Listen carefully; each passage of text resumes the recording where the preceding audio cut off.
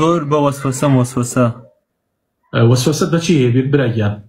مامۆستا وەسوەسەم لە هەموو شتێک هەیە، لە دەستنێش، لە نێشکردن، لە کەلیمەکانی دەردەبڕم. وەسوەسەت بە ژنهێنان نییە؟ نا بەخوای وەسوەسەم بە ژنهێنان نییە. وەڵڵاهی ئەوە زۆر موهیمە. بەخوای مامۆستا یعنی زۆر جا وەم لێ تێت عەساب دەمگریت، یعنی تێم نێشای بە یەکجاری بەتاڵ کەم. زۆر باشە قوربانگیان، جەنابەت وەسوەسەکەت لە چیایە لە دەستنێژە ئەوم پێ بڵێ؟ وەڵڵا مامۆستا وەختێ دەستنێژ دەگرم هەست دەکەم، یعنی دەستنێژم دەشکێت. لە چی نابێ قوربانگیان؟ نەزانی چۆنە؟ ئەبێت تۆ یەقین بۆ خۆت پێیاکەیت، هەرچی گومان و شەک هەیە لە دڵتا دەریکەیت.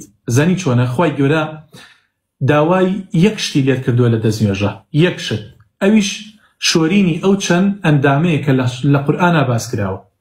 فەغسیلوا وجوهەکم، یەک جار دەموچاوت بشۆ ئەمە فەرزە، کردتە دوو جار، کردتە سێ جار ئەمە سونەتە، تەواو ئیتر ئەگەر کردتە چوار جار ئەمە گونەهبار ئەبی، زوڵمە.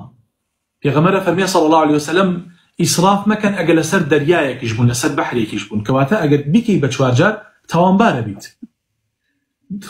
شۆرینی دەست یەک جارێکە، فەرزەکە یەک جارێکە، دوو جار و سێ جار سونەتە، بەس بیکەیتە چوار جار تاوانە وریابە. قاچی شت بە هەمان شێوە، مەسحی سەر یەک جارێکە، کەواتە کە ئەمە کرد ئیتر تۆ بێ یەقین بۆ خۆت پێیاکەی فەرمانی خوای گەورە جێبەجێ کردووە و بڕۆ دەستکە بە نوێژەکەت. مامۆستا ڕۆژانە یعنی چار دەست جلک ئەگۆڕم بۆ هەر نوێژێک. نابێ قوربانگیان، ئەمە جەنابەت مامۆستا کۆنتڕۆڵ لە دەست خۆم نییە، یعنی ناتوانم لە فکرم دەرناچێت، هەردووبارەکە لە مشمە هەردووبارەکە چوومەتەوە لای دکتۆر، حەبکی پێم داوە، ناتوانم وازی لێ بینم. لەکوێی براشرینەکەم؟ لە دووەکەم. وەڵڵاهی خۆشگەل لە من نزیک بوویتایە، بەڵام مامۆسایەکی بەڕێزش بتوانێت. لەکوێ مامۆستا؟ وەڵڵاهی من دوورم قوربان، کێشە نییە بەیانی تێمەلات. قوربانگیان وەڵڵاهی من کاتیشم نییە، زیاتر دووش چوارشەمان و پێنجشەمان عەسر خەڵکە بینم، بەڵام عمومەن قوربانگیان تۆ پێویستت بە چەند جەلسەیەکە مامۆسایەکی دڵسۆز دابنیشێ لەگەڵتا، ئەو وەسوەسەیەت نەیەڵێت بە چەند جەلسەیەک، یعنی ئەبێت دابنیشێ لەگەڵتا هەنێشتی چۆن بڵێ توێریت پێ بڵێ، قسەت لەگەڵا بکە، پاشان تەطبیقیان کۆمەڵێشت لە بەچاو تاقیکاتەوە.